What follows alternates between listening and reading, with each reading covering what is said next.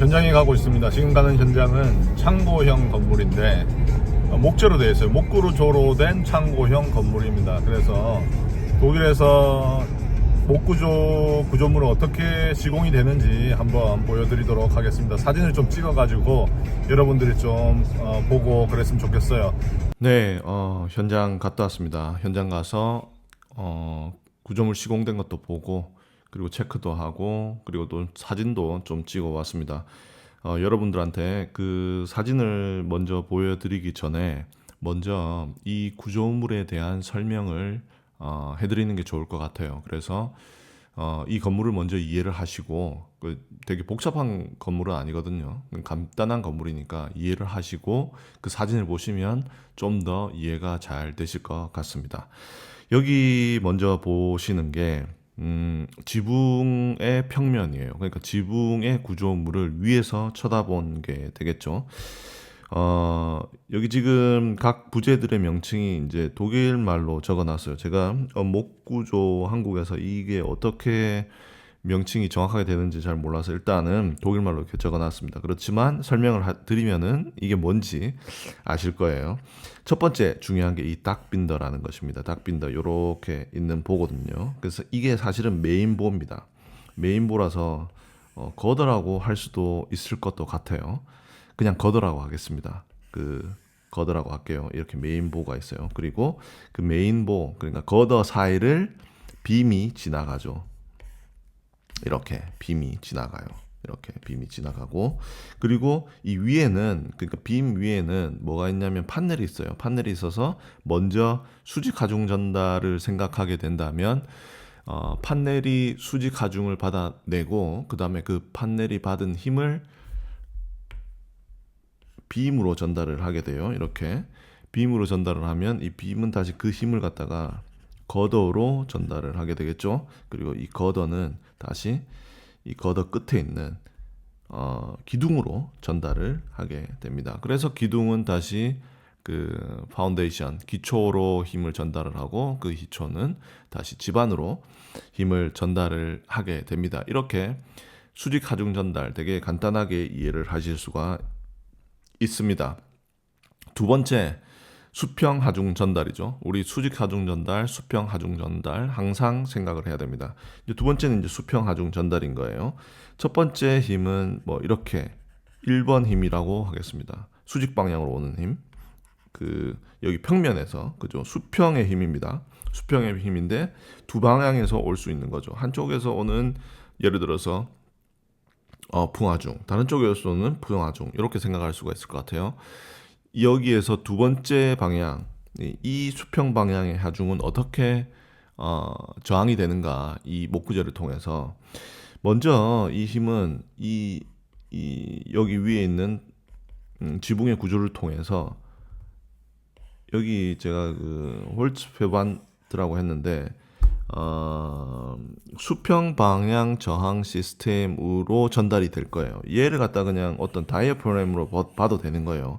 이렇게 가세를 통해서 어떤 한 면을 같이 거동하게 만들어 주는 거죠. 그래서 얘 힘이 오면 이 다이어프램이라고 할게요. 이 다이어프램이 이 면이 이 수평 방향 힘을 받게 되고 얘가 이제 결국은 요 좌우에 있는 가세가 있거든요. 그러니까 여기 지금 평면에 우리가 위에서 봤을 때 보이는 V자형 가세가 있는 것이고 나중에 인면에서 보여드리겠지만 인면에도 이 시옷자형으로 된 가세가 있어요. 그 가세로 이 수평 방향의 힘을 전달을 시켜주게 되는 것이죠.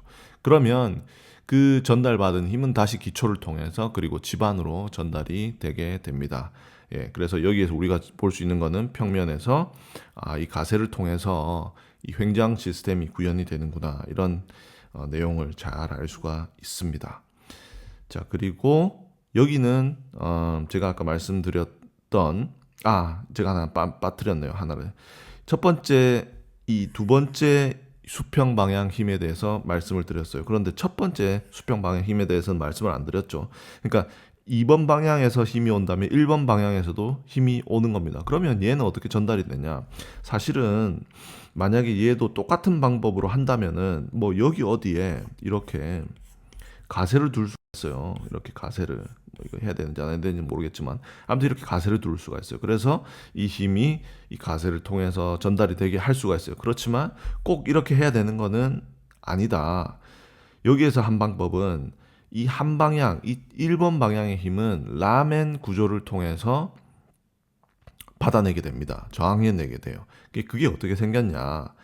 그걸 보시기 위해서 이 하나의 거더를 띄어낼게요. 띄어내고 이 옆에서 한번 보는 겁니다. 이렇게 옆에서 보는 거예요.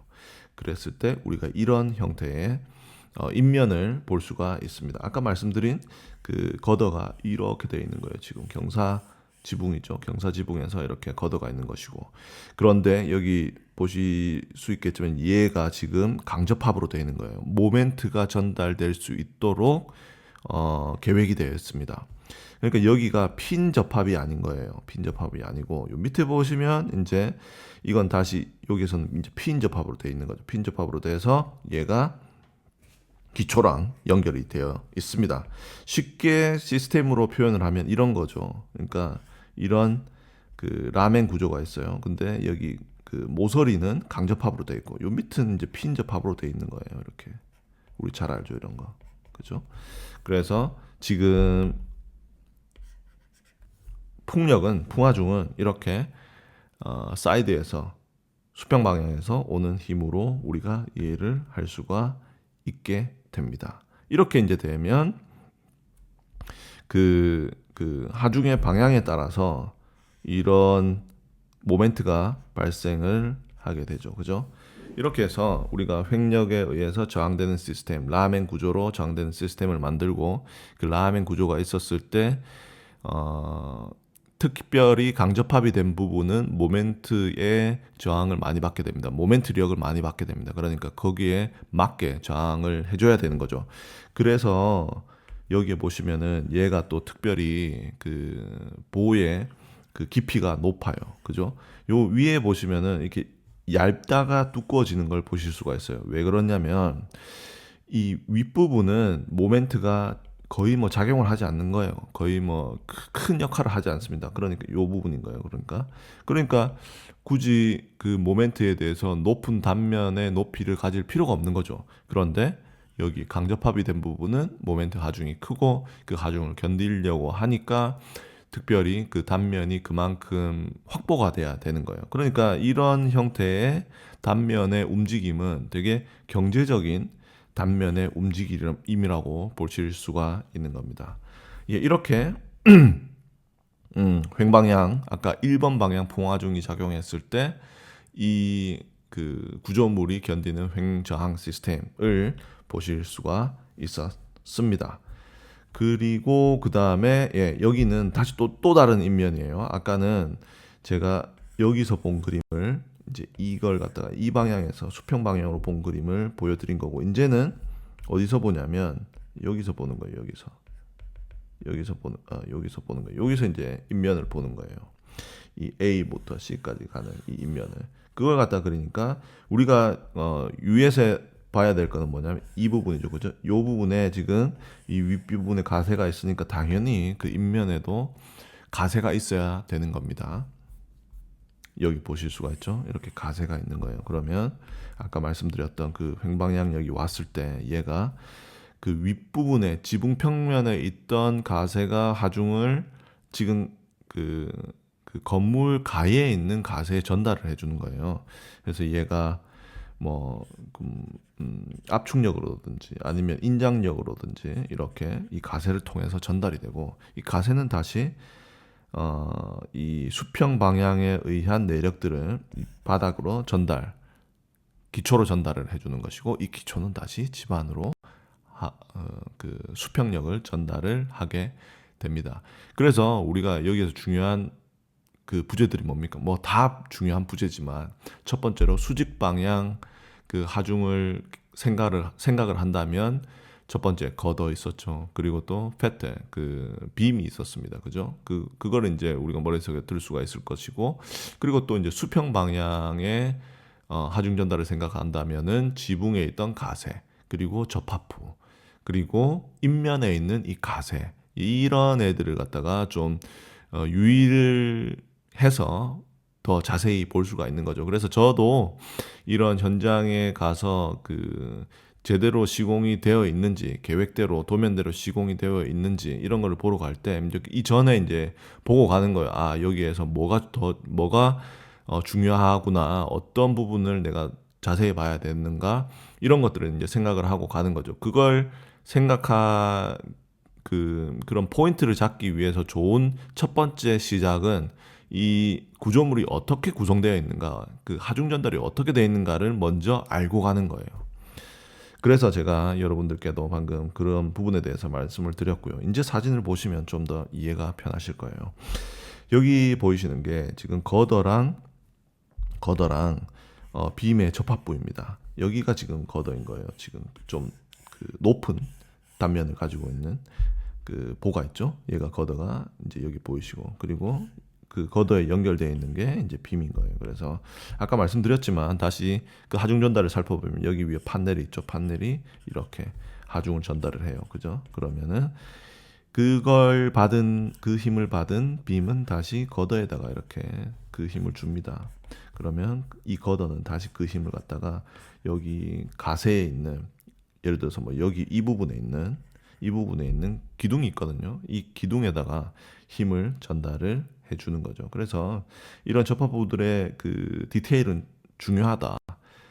그리고 여기에서 보실 수 있는 게 지금 접합부에 그 볼트 뭐 이런 걸 좀 보실 수 있거든요. 이 볼트는 사실 이 안에 있는 철물에서 힘 전달이 이루어집니다. 그러니까 이 철물을 갖다가 나무 안에 박아서 얘가 먼저 철물이 먼저 접합부의 힘을 받아서 나무로 전달시켜 줄 수 있게 만든 그런 디테일인 거예요. 이런 게 계속 반복이 됩니다. 다른 디테일에서도. 보시죠. 여기는 이제 지붕에 있던 가세죠. 여기에 보시면 이렇게 가세를 보실 수가 있습니다. 그러면 여기서 중요한 부분은 어디냐? 이 접합부입니다. 거더와 빔과 가세가 만나는 접합부. 그걸 우리는 여기서 보실 수가 있는 거죠. 여기 밑에서 봐서 되게 심플하게 뭐 아무것도 안 한 것처럼 보이는데 사실은 이 위에 그 듀벨, 여기 보시는 이 볼트라고 하나요? 볼트가 되게 많이 시공이 돼 있어요.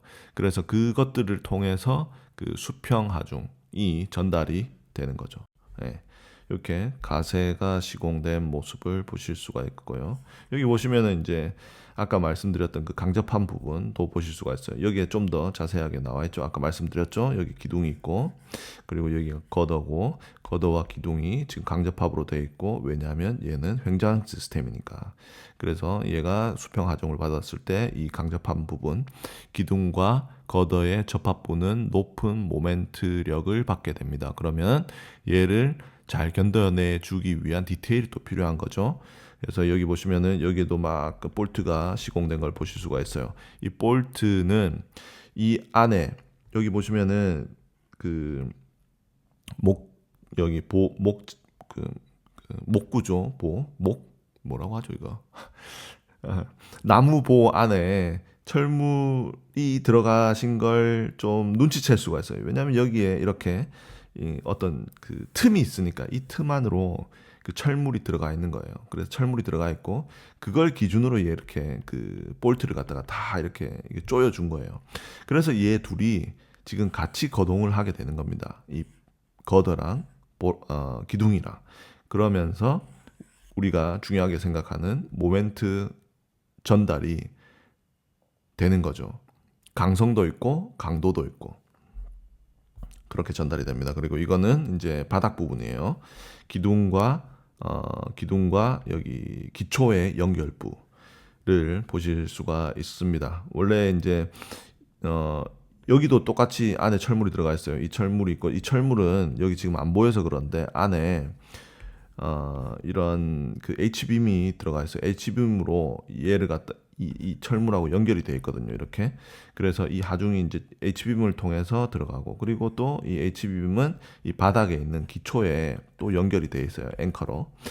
그렇게 해서 하중 전달이 됩니다. 그리고 여기 지금 콘크리트로 요 이제 바닥을 타설을 한 거예요. 그래서 지금 요 밑에 있는 그 철골 빔은 보이지 않는 상태가 되는 거죠.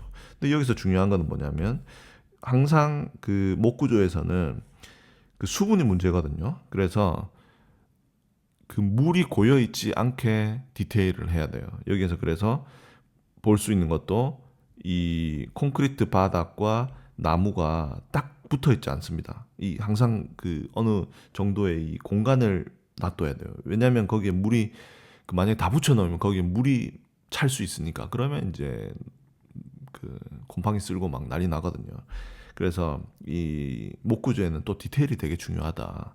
이런 말을 드릴 수 있을 것 같아요. 지금 잠깐 생각난 건데 저희 여기 동네 근처에 되게 멋진 그 다리로 만든 그 다리가 있습니다. 아, 다리로 만든 다리? 아니, 나무로 만든 다리가 있습니다.